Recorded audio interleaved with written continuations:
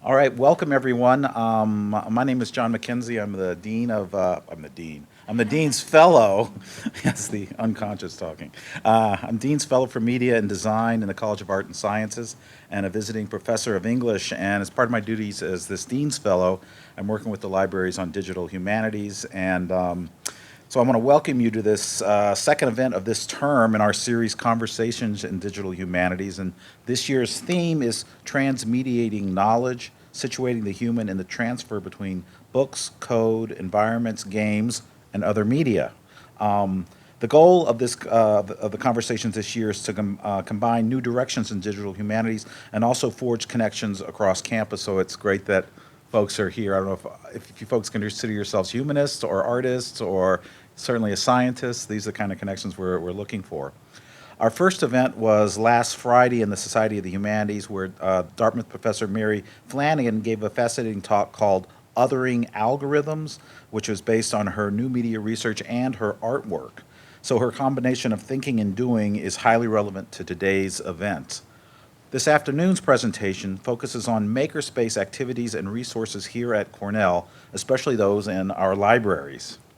The emergence of maker culture, maker spaces, and maker literacies is changing the nature of research, education, and community service as faculty, students, and community members combine both conceptual and material learning, both mind and body, both thinking and doing.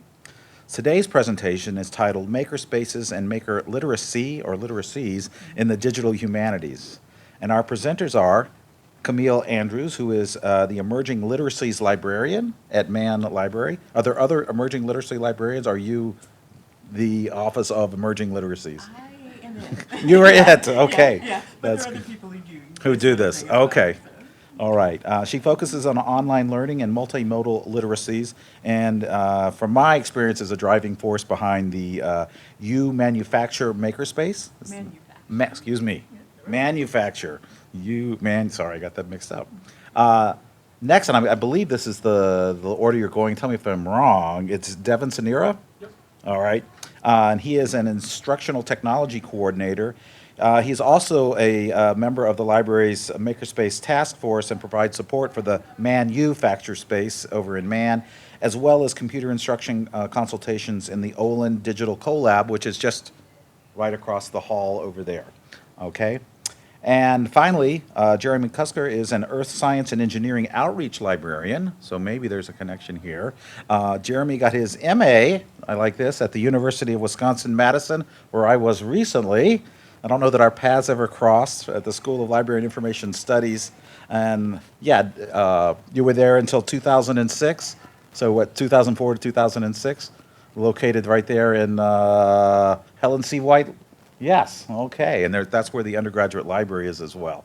So, and we'll hear how he is involved in the maker spaces. So I'm going to get out of the way, and without further ado, here is Camille. Thank you.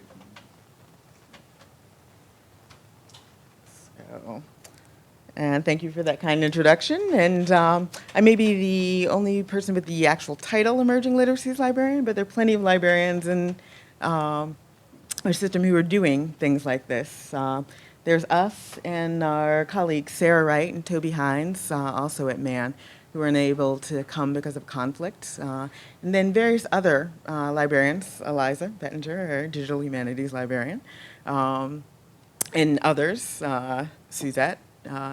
But we all have sort of different pieces of this. And today we just wanted to talk a little bit about making and maker spaces in the digital humanities, or humanities writ large. You'll notice I do the very humanities thing of having the parentheses and moving from literacy to literacies, since there are many. But first, the definitional piece, the what are making and makerspaces. A librarian named Alyssa Krosky basically defines makerspaces, which are sometimes referred to as hacker spaces, hack spaces, fab labs, these various kinds of names. But they're all creative, do-it-yourself spaces that people can come to, gather, create, learn, and make things. And in libraries, they often have things like 3D printers, microcontroller kits like Arduino, Raspberry Pis, other electronics things, crafts, hardware tools, and more. But they're often associated with these sorts of things. So like 3D printers, tools, art supplies, button makers, which we'll get to play with later, or wearable electronics, laser cutting. So these kinds of physical making things that you find in art, engineering, and various design disciplines. But there's also a place for it in digital scholarship, in digital humanities. So things like network analysis, text analysis, data analysis and visualization, geographic information systems, audio and video editing. So these sort of more intangible kinds of making. But the common thread is basically that makerspaces are sort of a central hub for learning and doing. You can't sort of just put a 3D printer in there and call it a day. It's something that is designed to be a bit more kind of hands-on and constructivist. So there's been a lot of interest in makerspaces for STEM or STEAM, science, technology, engineering, art, and math learning, project-based learning, informal learning.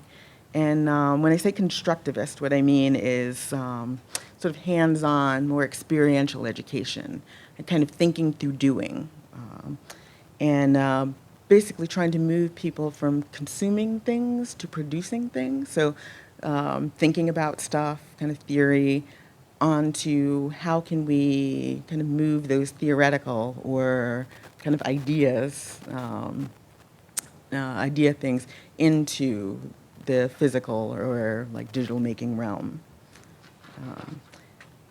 The makerspaces often also rise out of more kind of open and participatory spaces that are concerned with increasing access, sort of democratizing tools and knowledge. So. And so, what does this actually look like in the humanities? So, there are things like in archaeology, if people have artifacts that are too fragile to handle, being able to 3D print copies of these so people can sort of see what is this like. So this is, I believe, a 16th century ornament, the kind of green circle to the left. And then we were talking with the cuneiform library collections about maybe being able to 3D model and print these sort of delicate cuneiform tablets. So just in terms of providing access to artifacts in the humanities. There's also things like using physical processes to think through, what is this like? So we had someone at one of our workshops say, wouldn't it be great if, to teach my students, what was it like with like early book printing, being able to actually have them physically make things and to get a sense themselves of what is that material process like, how long does it take, what's involved. So instead of just talking about this, being able to do it. We also had somebody from a class that was talking about punk, so very into do-it-yourself, have a project where they had to create something. So we had people come in and make buttons. I think, not at our space, but other places went and did zines, things like that. So kind of material cultures, sort of seeing, what is this sort of cultural space like?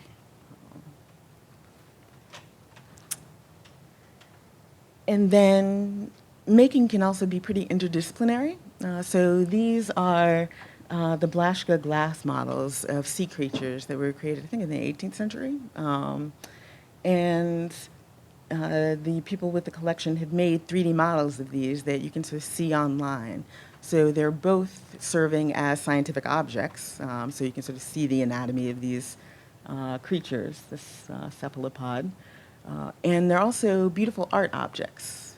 And because they're so delicate, again, this sort of allows people who can't come and see them installed in the glass cases in Mann Library. They can actually see these, and we're hoping to be able to print these as well. And then there, again, archaeology. There are things like this reliquary quarry that was found in Jamestown of Captain Archer. And it was basically, like, again, really fragile, but they were able to find a way to, like, 3D model this and then print it so people, if they couldn't, sort of hands-on touch. This sort of, it's a little silver box that contains 7 fragments of bone and 2 pieces of a lead ampulla, kind of flask used to hold holy water. So if you can't, actually touch these, they can't make these available because of the fragility. But they were able to 3D print them. And they also used a number of different techniques just in sort of the finding of these. They were, I think, using various kinds of sort of forensic scanning and that kind of thing. So. And for other kinds of material culture, there is a theater student who is studying stage magic and illusions and used a lot of different techniques, but would make these little models of the stage illusions. So was able to sort of demonstrate this is how these tricks worked. And if you kind of can see here at the top, there's a diagram of a popular, it's a 19th century automaton, and they just had sort of the diagram. But they were able to, at the bottom, middle, you can kind of see, with robotics components and an Arduino microcontroller, actually make a working model of this. So, for those who are fashion inclined, Alphonse Mucha, who's sort of considered in some cases the father of Art Nouveau, there's a particular style of sort of like the dresses that his sort of figures wore, and a student decided, I'm going to make a model of that, but also combine it with wearable electronics. It's not lit up now, but sort of combine that kind of remixing of an Art Nouveau style with kind of modern elements. And then for historical reproduction, they have things like these Civil War bullets. So if people want to see what are these things actually like and be able to kind of hand them around and get a sense of the materiality of those things, these kinds of physical reproductions are good. And I have a little video here. This is from a making lab at the University of Victoria that's specifically humanities focused. And let's see if I can get this. Yeah, there we go.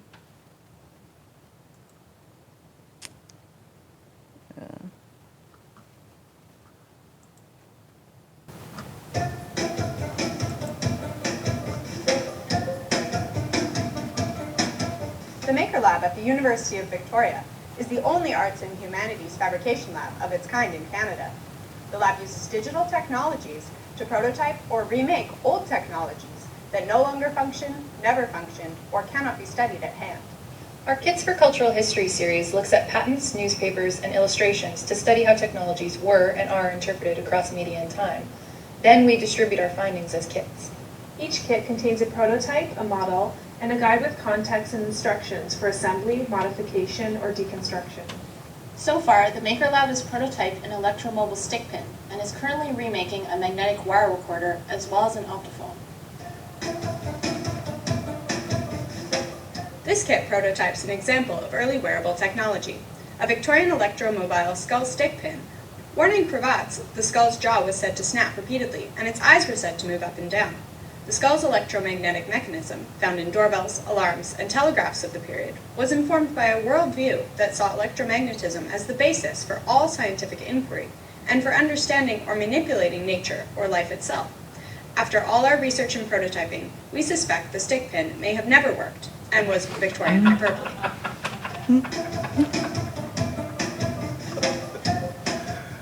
The optophone was a reading aid for the blind and a precursor to optical character recognition technology. But instead of translating images into machine-readable text, the optophone translated image into sound. Each character corresponded to a different tone.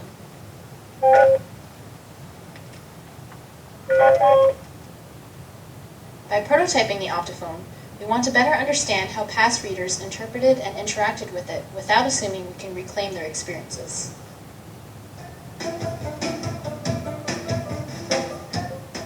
We are currently imitating Poulsen's experiment with sound recording and playback. Poulsen constructed and slid a trolley down stretched piano wire, yelling into an attached telephone transmitter as he ran alongside it. An electromagnet on the trolley would magnetize the wire, storing the sound at certain points to be played back with a telephone receiver. Poulsen's is the earliest known experiment in magnetic recording, a technique we still use to store information today. When we prototype the past, we don't take history at face value.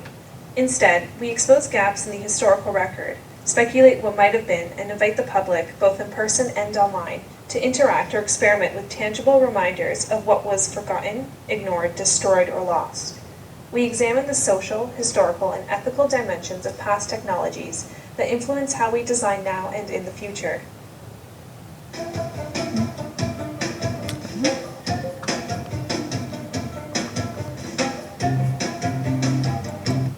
Stop that.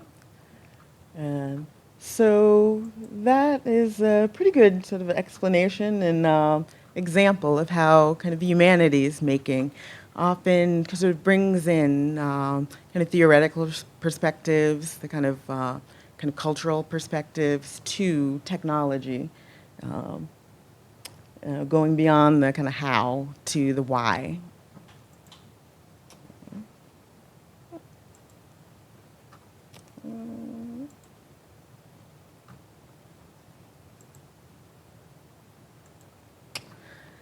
And that's sort of the physical part of like making in the humanities, but there's also the sort of digital making part.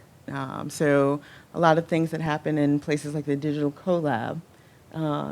This is a project called Every Noise at Once. And basically what it is someone took all the Spotify music genres and then made a playable map of them, sort of a playable word cloud. So if we click this, you can sort of see, let's maybe blow this up a little. There are all these genres like deep, happy hardcore, or Skyroom, or liquid funk, or like various things, deep neo synth pop, that all sort of came from Spotify. But you can click them and hear them. So it's sort of a way of exploring music, which in deep optimism.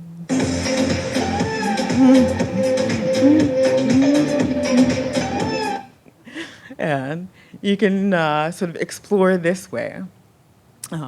So you could lose like hours on the site. So, and, yeah, exactly. Which, yeah, who knew? Like,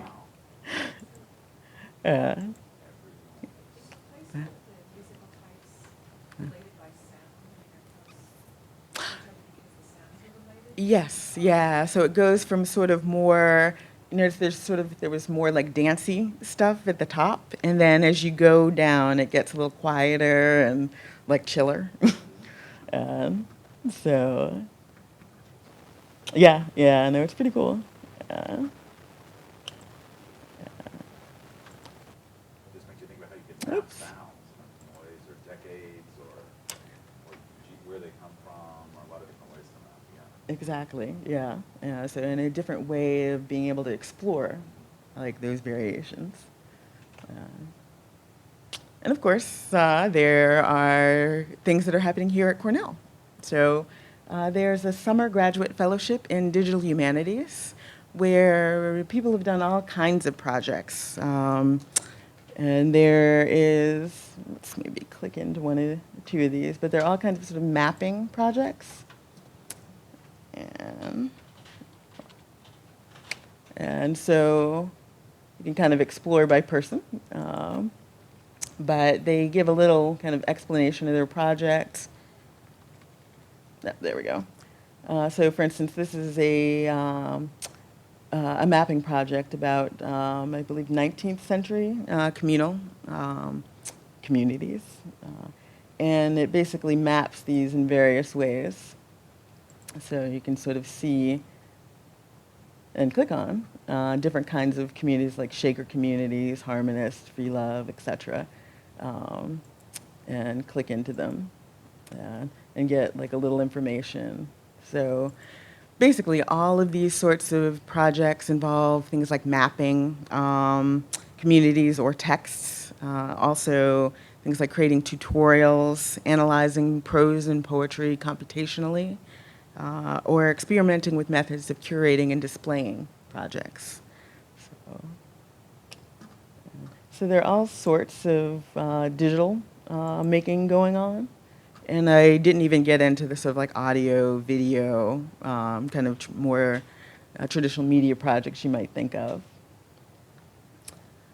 There's also a ton happening in the curriculum. So in the kind of usual suspect places, like art and architecture, information science. There's actually a intro to rapid prototyping class that just basically says, come up with an idea and see if you can execute it during sort of the space of this class. And this one was basically somebody being able to play music and then have it 3D print with colors. So I'll actually play a little bit of that.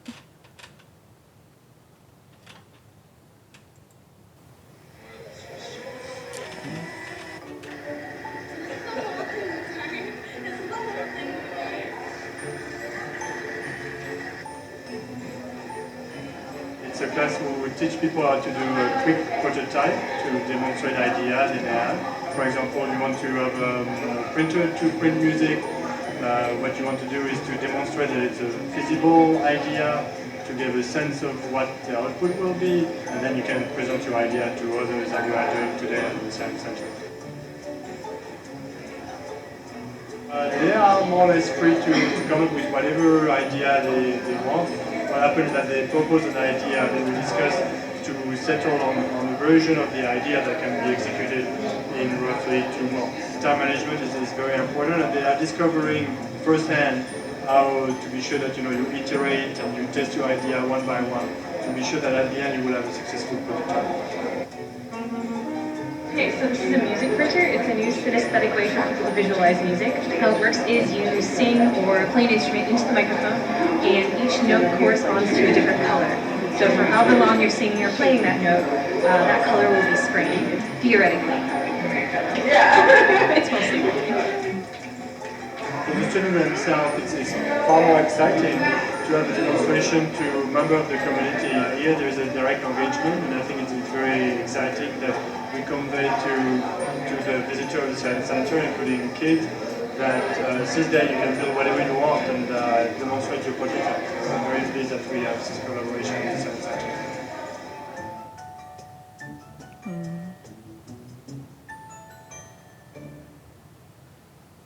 And so there are those sorts of classes that are happening. And then other kind of design classes. We actually had somebody come in recently from upper level performing and media arts class where they have to actually produce a prop or a costume for film production. The class is on designing the next Batman film. So they wanted to print a Batman grappling gun and like maybe a cowl. We were able to scan their face, 3D, and then sort of make a, hopefully, mold that maybe they can do latex on for the cowl. So, and then there's sort of humanities adjacent courses. They might not be in arts and sciences, but of course design and environmental analysis and landscape architecture had their studio courses. Fiber science and apparel design, Helen, who's here. We 3D printed a drop spindle that spins wool into yarn. And then for communication, media projects. So we do some teaching of sort of basic production and iMovie editing for a digital narratives class in communication. So there are all kinds of things happening, and we're hoping, hopefully, more integration into the curriculum to come. Of course, this would not be kind of humanities presentation without sort of thinking about what are the issues, like what critiques are going on, and what conversations are happening around making. And some of those things, this article, Why I'm Not a Maker, was sort of a popular viral article about by a woman named Debbie Chachra, basically kind of interrogating this concept of making and being a maker. So who gets to say they're a maker?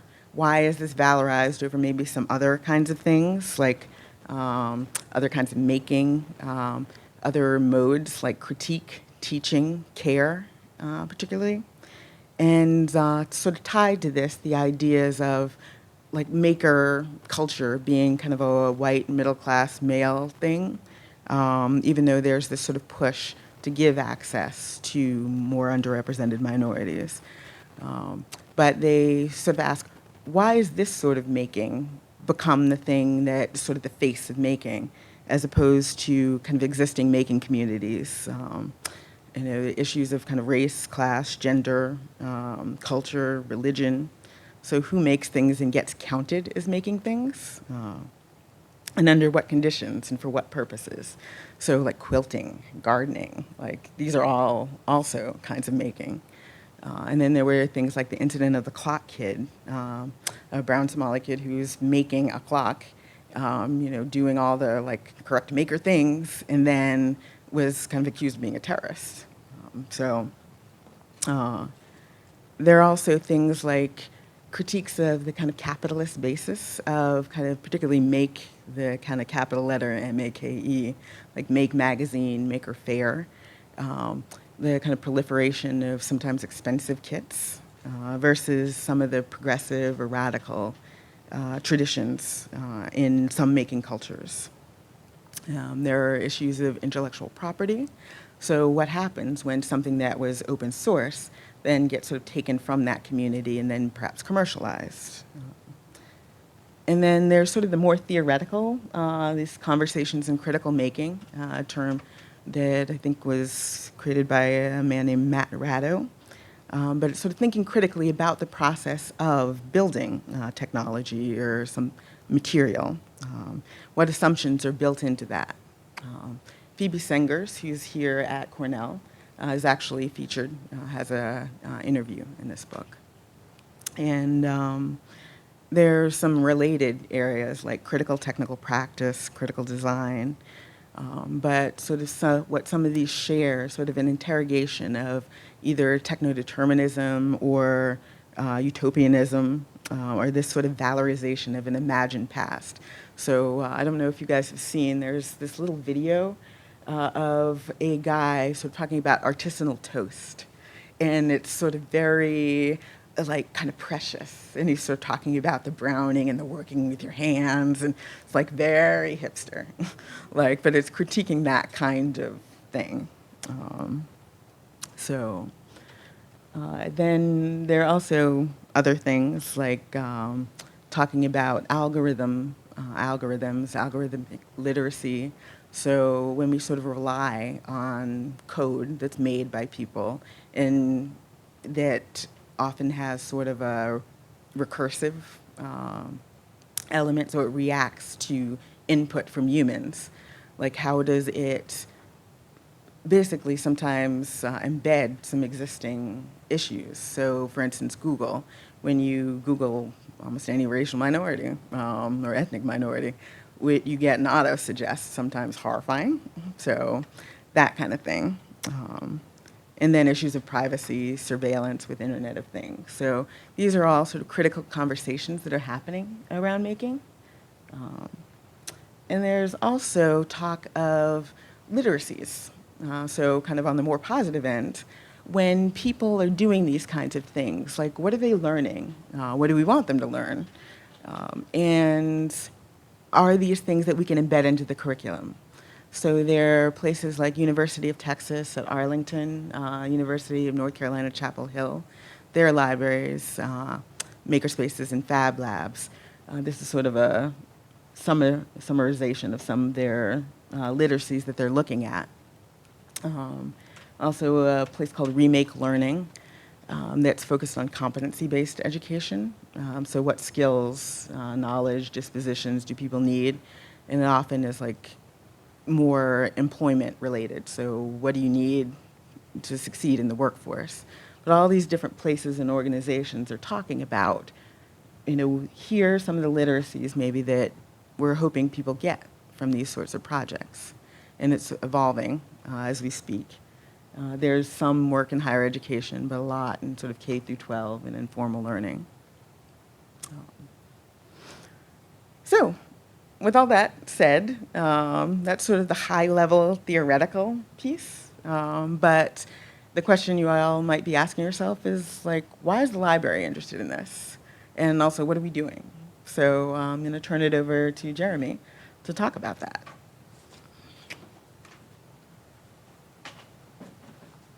All right, so the crucial question is, why are we talking about this here in the library, and why is the library making a hopefully ongoing and robust investment in Makerspaces? There's this quote there, as you can see. But to sort of break it down more succinctly, the idea is that the library is and has always been a place of intellectual creation. So why not expand that definition just a little bit and make it a place of physical creation as well? Particularly because, since, as you could see in that little video, it's so easy using new technology to break down that distinction between, sound and color, or thought and appearance, or ideas and physical objects.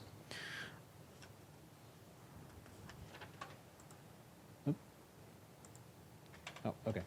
So just to briefly go over what has come before within the library. Going back to 2015, the goal was to develop a proposal with at least two locations, two options for maker activities that would address spaces, equipment, technology support, and the money to go with it.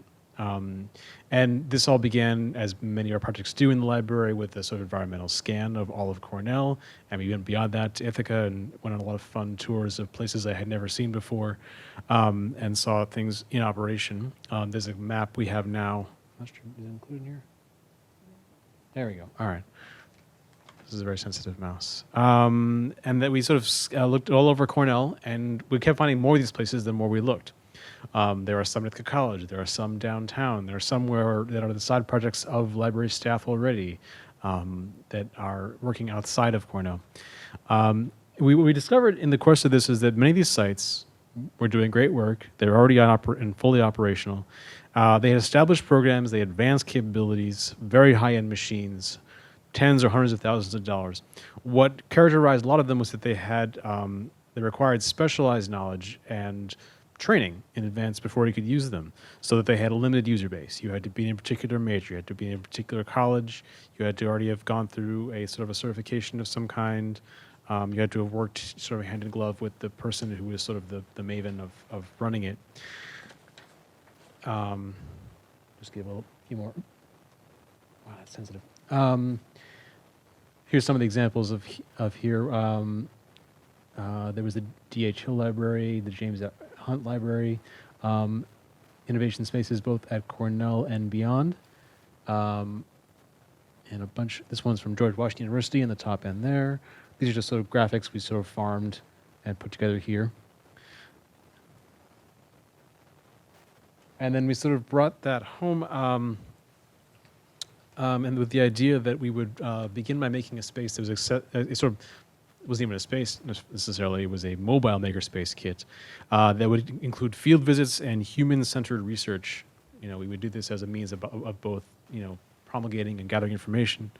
We'd have field visits and human-centered research to define the challenges before us.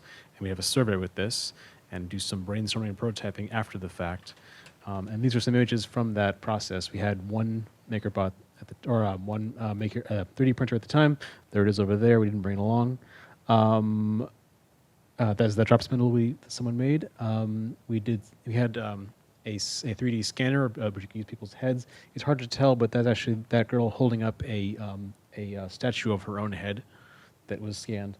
By far the most popular thing we found was just something very simple, was the button maker, which we had just on the side, but it became our centerpiece very quickly. And lots of great reaction to this. Staff buttons and name tag making for those in the Humphreys Fellow Program. Clock towers for library staff, which we gave as little gifts for student workers. Outside of the making events, Devin had used several reference consultations on coding, including one as a direct result of meeting someone at one of these events. One patron wanted to collect hockey statistics from NHL as a way to learn Python. 2 economics PhD students wanted to collect tweets regarding the 2013 government shutdown, analyze key phrases. A business student wanted to have a spreadsheet of 4,500 brand names and wanted to see how many of them had associated Facebook pages. And they created a script to compile that.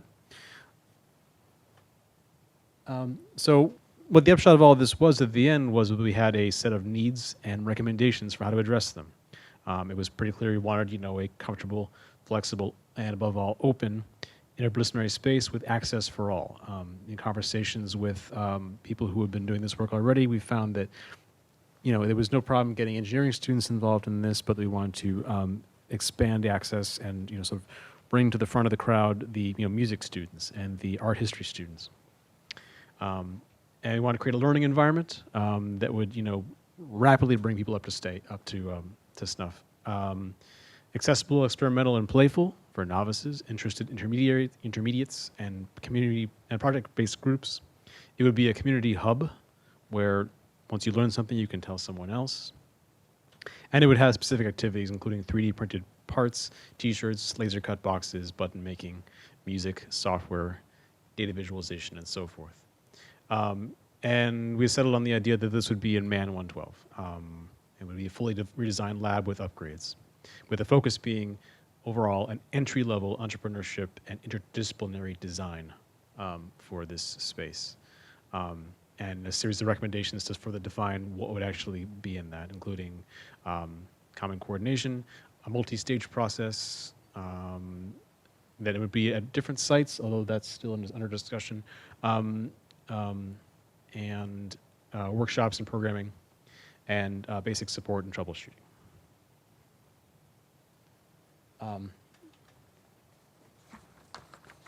So we'd have these spaces, and it would be inclusive and welcoming, and allow for skill building and the start of or continuation of projects, connect students with expertise, and so forth. Above all, the idea of the easy on-ramp, that this would be the opposite of the spaces we'd found heretofore, that they all had a specialist focus, and they would make connections that way. And so this is going forward. As it stands right now in Man 112, we're going to be clearing out the computers that are in there right now and make it into this space over the course of, I think, the next year or so. All right, Devin, want to take it away?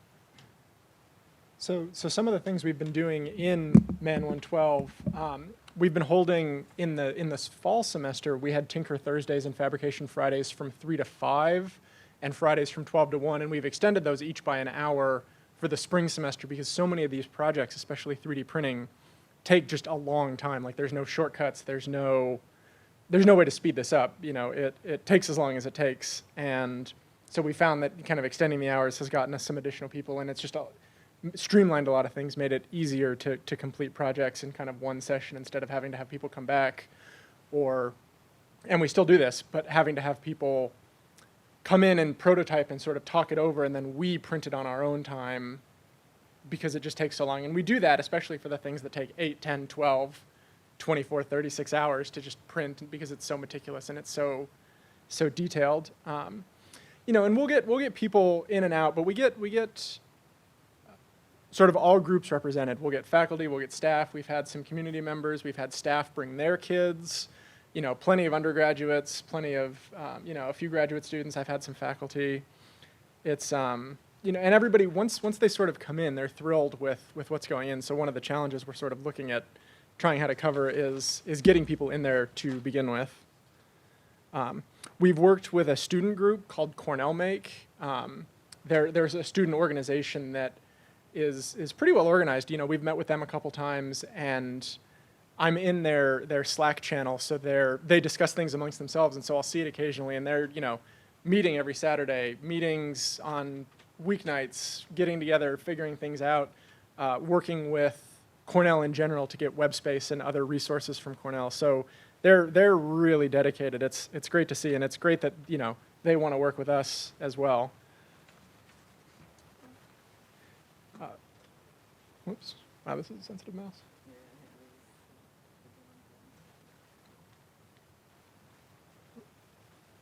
So yeah, so these are some of the things. So you'll see, you know, button making, like Jeremy said, is extremely popular, and we'll often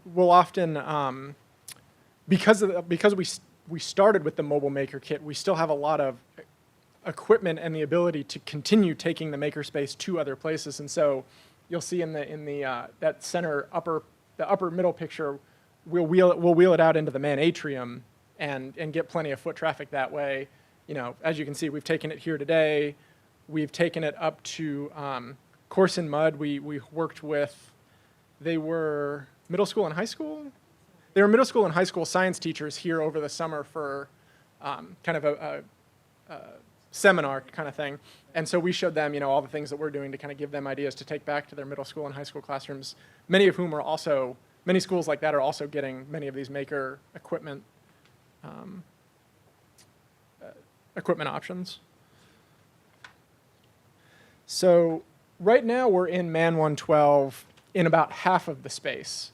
So the other half is still a CIT computer lab that still gets scheduled for classes and such. And the plan is over the summer, CIT will move out completely, and then we'll expand to fill the rest of the space, which will give us options where we can leave equipment out and lock the room. We can, you know, set things in there to print. We can leave things around, because right now we have to pack everything up and put it back in the closet when we're finished with Tinker Thursday or Fabrication Fridays, to keep it, because it's a regular public lab that is open much longer than we are. And so we actually worked with a design and environmental analysis, the DEA 3590 class, to come up with a floor plan and other, you know, a way to shape the room and mold it to fit as many purposes as possible. And that was the point of that class. And so they were a tremendous help in giving us suggestions and giving us a plan for how to transform the space once we have full use of the room and all of the resources therein. So we're hoping to get some new furniture, as you can sort of see here, have a meeting table area, have the tool library, and as a place to store stuff once we can take over the whole room. The flexible workspace, again, fitting with the maker, you know, some of the things just take up a lot of space, but they aren't needed all the time, and so we can shift around and adjust to the priorities and needs of whoever happens to be there at the time. They had the foresight to put the advanced machinery kind of behind, tucked away, not so it was hidden, but just so it was more easily monitored. And they had the great idea to make the walls protecting that advanced equipment into a showcase, so you would see examples of what's made in the makerspace for inspiration and you know, remixing, you know, with the whole maker culture, so they could see, and it'll also let us just show things off in general. So the other thing that we've been working on is the digital collab in 701, which has already been mentioned a couple times. That's just straight down the hallway. Eliza, who's here, has run some groups of peer learning. So people interested in text analysis, people interested in mapping and GIS are getting together and helping each other out, learning together, you know, working through, struggling through things, but with peer learning. So it's very, so it's peer, you know, it's not top down. It's very communal, and it's my understanding is it's been going very well. And the things that Jeremy mentioned that I've been doing, the code consultations have also been taking place in that room, and those have also gone quite well. All right. Does anybody have any questions, answers, discussions? Yeah, if you have answers for us, that would be amazing. Oh, we need that.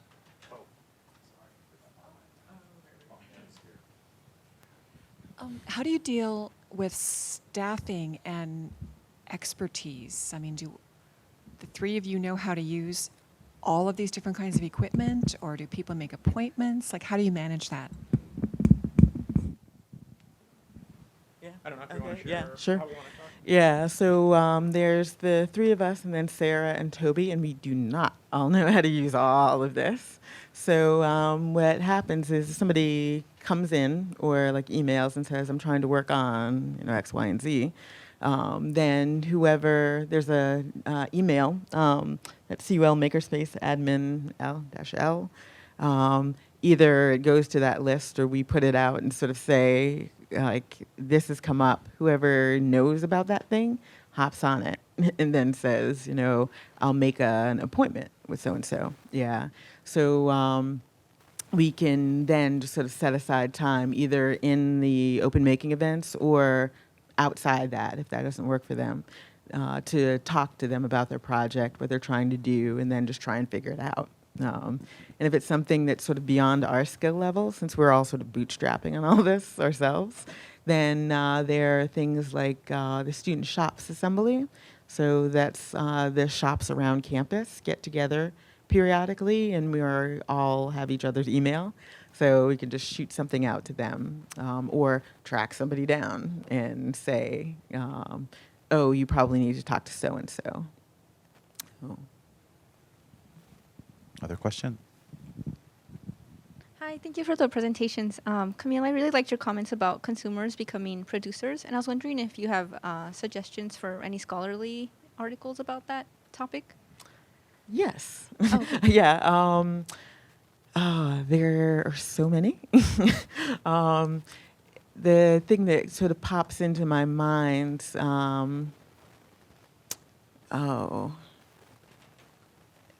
there is a book called Produçage, I think, if I remember correctly, and I forget the author's name, but that talked about the consumer to producer thing generally. Like, so in terms not of just of making, but also like kind of remix culture, that kind of thing. And in terms of making, and I'm blanking on particular articles, but we actually have a whole Zotero group folder that has like pretty much the entire lit review we did. So what I'll do is, I have your email, so I will email that to you and also put a link on the guide. Because we actually gave all that information to the DEA class that was sort of doing our kind of prototype or program. And yeah, I think that's still live, so I'll just link that guide. Okay, thank you. You're welcome. Other questions out there? Sir, from biomechanics. No questions?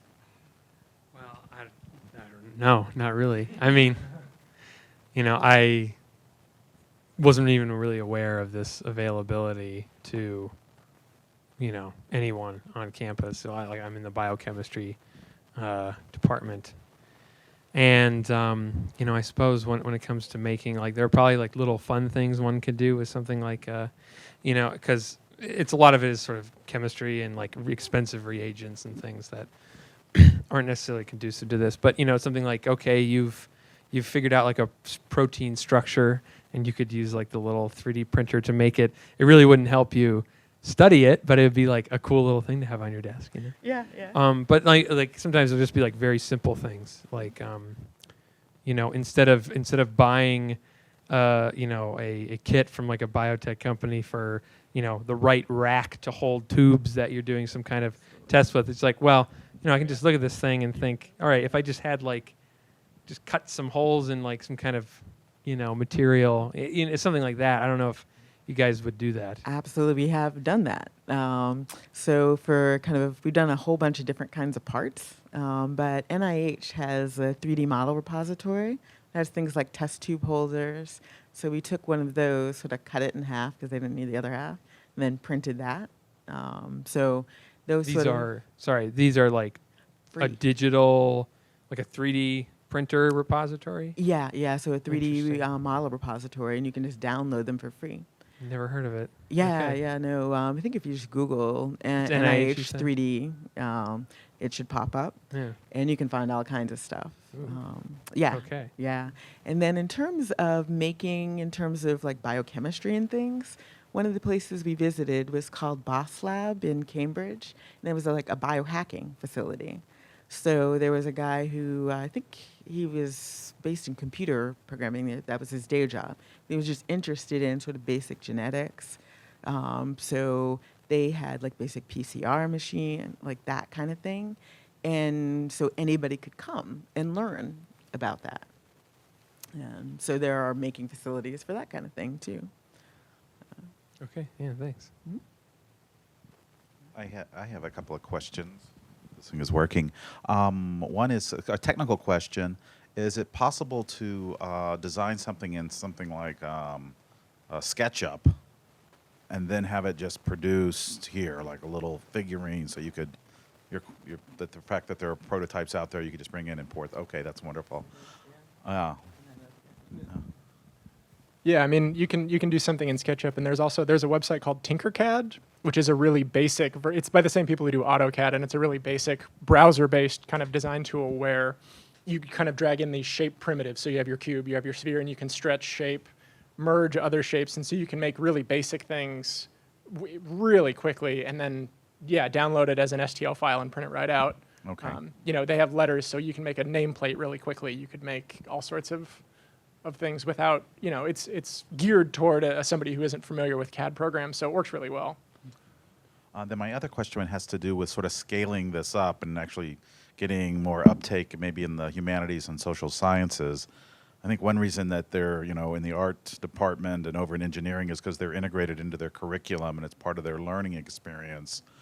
And I'm just wondering, how we could, if the library does this, when I was at Madison Week in this design lab thing, we would work with departments thinking, where could we put these media projects, say at entry levels or capstone, but it had to fit some sort of educational need there. So I'm just wondering if the library has ways of doing that here, and are you trying to do, I don't know if you start with deans or start with chairs or find the faculty that are doing this and drive entire classes here because it's part of the major.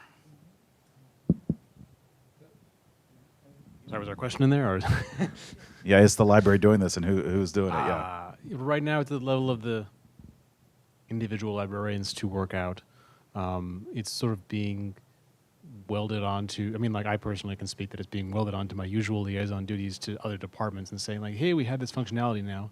In my case, it's lower priority because I'm already working with departments that have fairly advanced capabilities.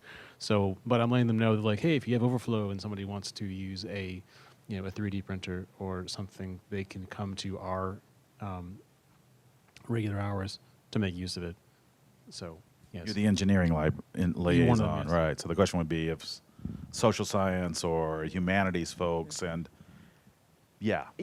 And speaking from the kind of social science and life sciences side, and the fact that my title's now Emerging Literacies Librarian, like one of the parts of that change was because, particularly in those areas that might not have the advanced facilities, one of the liaison things we're trying to do is start talking to faculty and start talking to them about what out of these literacies are things that are important to you. Where can we help integrate them into your curriculum? Can we help create assignments that are around these and do classes? So like the teaching of the, say, communication, the digital narratives class. So we do kind of a basic pre-production workshop and then a basic, editing an iMovie. And we're hoping to be able to have that kind of thing for this equipment, like the 3D printing. And I guess one thought just following, go ahead. I was just going to add one thing to that.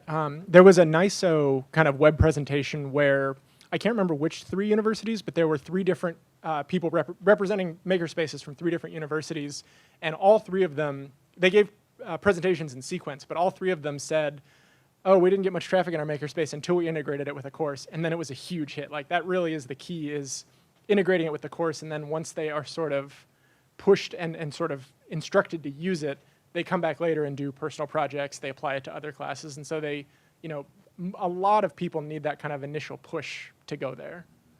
And I guess the question I meant to ask before is, much communication with I guess it's the new CTI, Center for Teaching Innovation, and are they doing this makerspace development and curriculum and things? Yeah. Actually, someone from academic technology, which is part of what that department was previously, was on the initial committee. The space that we're in right now is an academic technology public lab.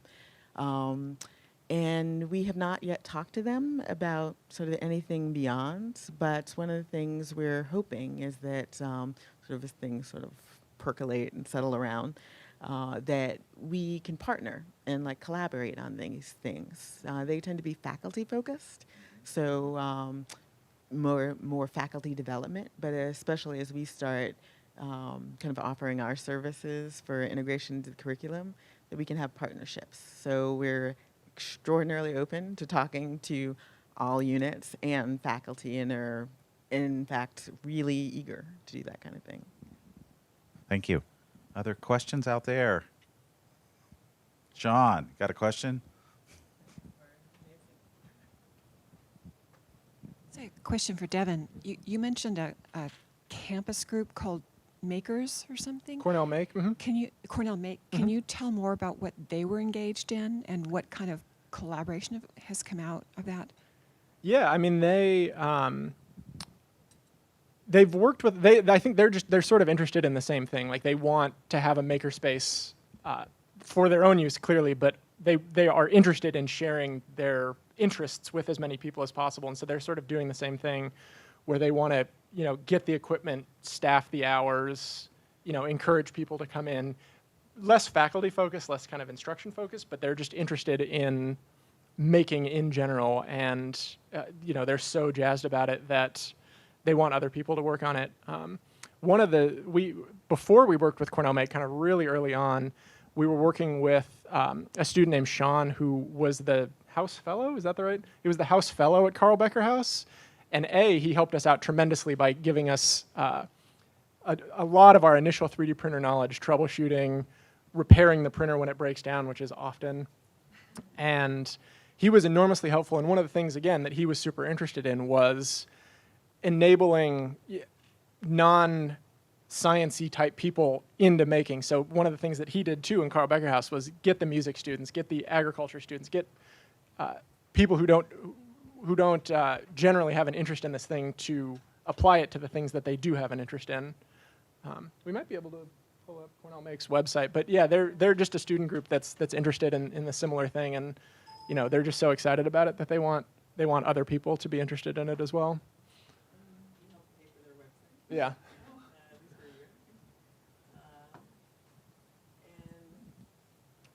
Oh, sorry. Yeah.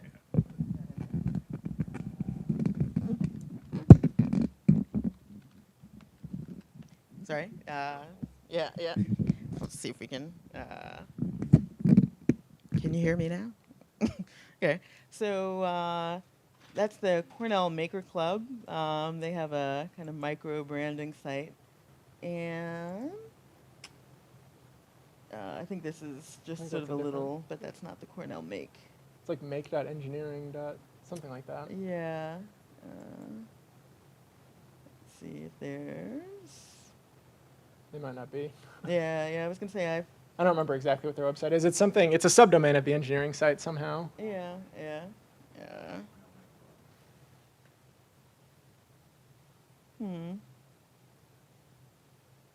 Yeah, it's sort of not popping up front, but basically the website that they're working on is something that would be a place where people could put projects and like ask for other people to help on things. We also working with them because they're trying to create sort of a network of particularly student run makerspaces like Slope Studio and Willard Street Hall. Their kind of maker club, and do some sort of common marketing, branding. They're also running a maker fair, which I think is next weekend.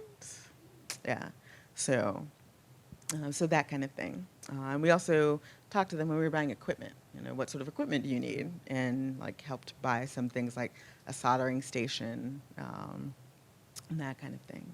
So there was also the medium design group, where we actually participated in their not symposium or expo, medium design collective. And they are a group of people who are like interested not only in making, yeah, I was gonna say, I think so. Yeah, there we go. They're on Facebook as well. Okay. But they're basically a group of students who said, we are interested in design writ large. So how can we bring together all the design-focused groups on campus to talk about things like process, about sort of trial and error. And they usually run expos you can sort of see here. They had this raw glitch expo, and they just bring together like all these different groups to table and sort of talk about these things amongst each other.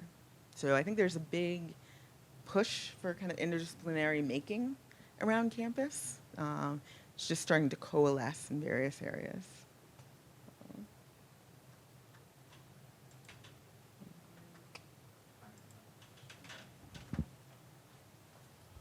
And it's for you, Camille, about the critical making.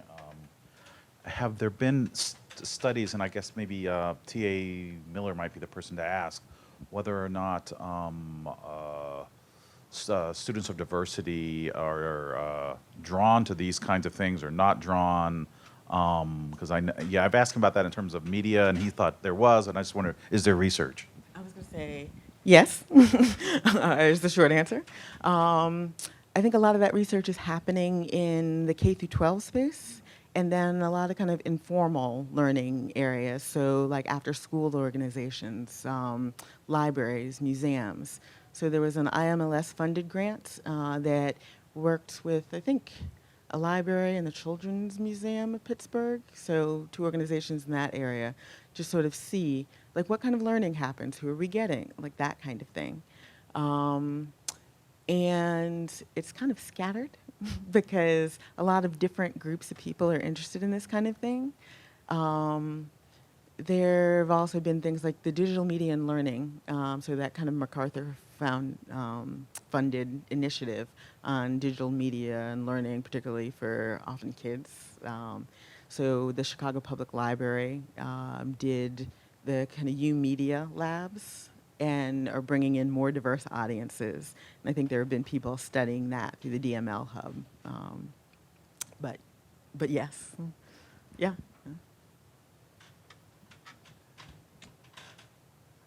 Are there any other questions? Maybe a round of applause or. And feel free to stay. We actually built some time for show and tell. So we're going to make buttons, see 3D printing, try printing something if it's short, like, or seeing what's available. We're here. Thank you.